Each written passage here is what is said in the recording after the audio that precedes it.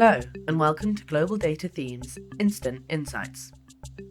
At Global Data, we define a theme as something that keeps a CEO awake at night, as businesses that invest in important themes will succeed, and those that don't will fail.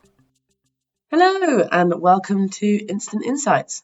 I'm Emma Taylor, and today I'll be talking to Principal Analyst Laura Petrone in Thematic Intelligence, following her article on the potential risks of large language models in perpetuating old biases and barriers to gender equality.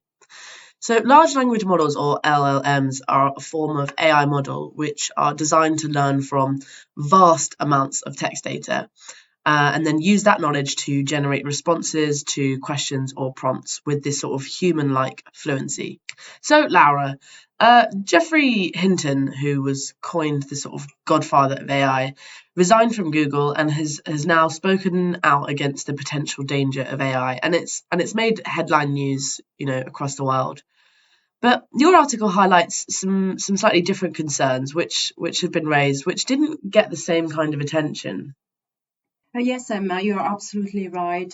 So 3 years ago, a group of ethics researchers working with Google, among them Timnit Gebru and Margaret Mitchell, foresaw these risks of large language models you just described in a paper titled On the Dangers of Stochastic Parrots. And as a result, Google forced out both Gebru and Mitchell, who at that time were leading the company's ethical AI team. So the point I wanted to make is that this Geoffrey Hinton story has not only made headline news, but it has also triggered a debate around the risks of AI, and it has led to a sort of normalization of this debate in a way that was previously denied to these female researchers.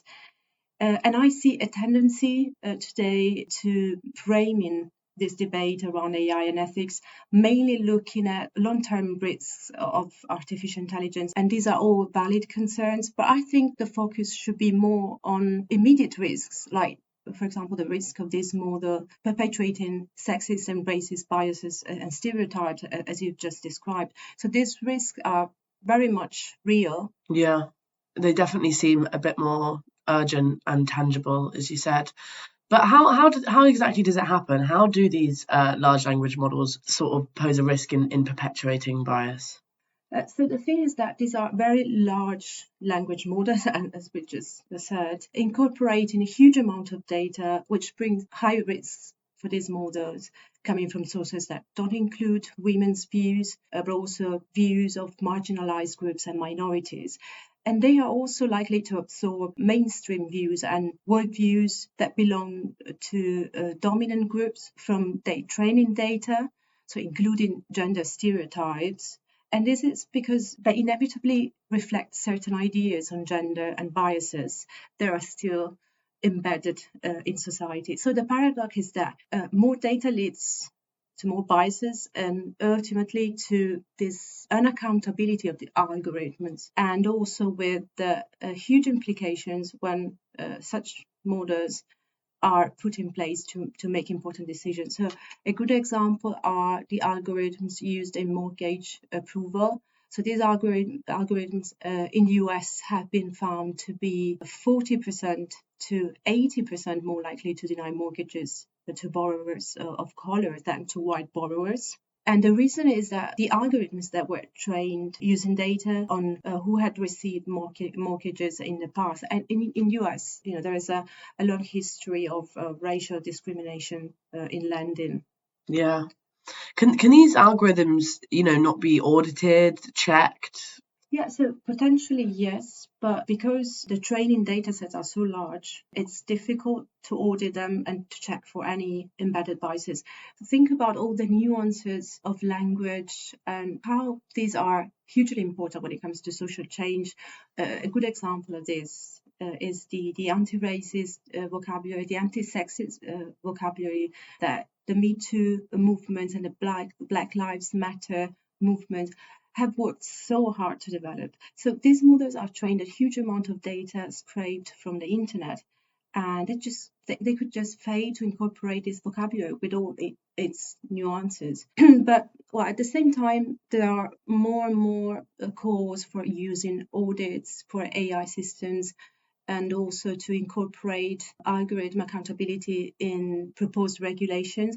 For example, in the European Union, there's currently a debate around whether the original developers of general purpose AI models, so these are those models that are being trained for different and unspecified tasks, like ChatGPT, for example.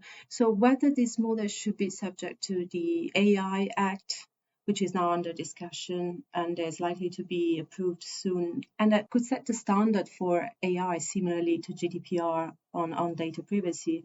So other jurisdictions could look at this approach of incorporating, algorithm accountability in their own regulations as well. And this is very important.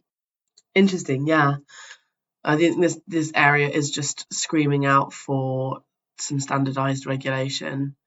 I think it'll be important also to regulate what the AI is used for, yeah, what kind of intent, as you said.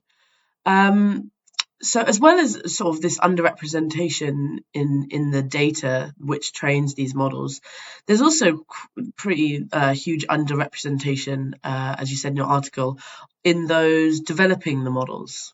Yes, definitely. So there is a risk that women are not fairly represented in these models, but also a risk that they are not fairly represented in the current debate around AI and ethics.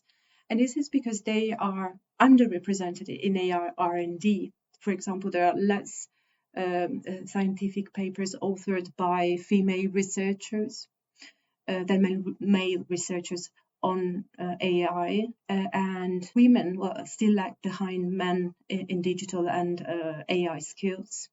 Of course, things are changing, and there is now more evidence that female AI talent is growing faster than AI male talent. So more and more women are joining AI R&D and AI companies. But if we look at the cutting edge AI companies like OpenAI is a good example, the founders and the chief executive are more likely to be men than women. So the main risk is that this discourse will be led by men with negative consequence for women empowerment and all the progress that we've made so far. Yeah. I think representation in data sets and in development and the conversation is also not just important to in reducing in bias, but also in creating accurate, good systems as well. Well, thank you so much, Laura, for those instant insights. Thanks for listening, and from us in Thematic Intelligence, see you next time.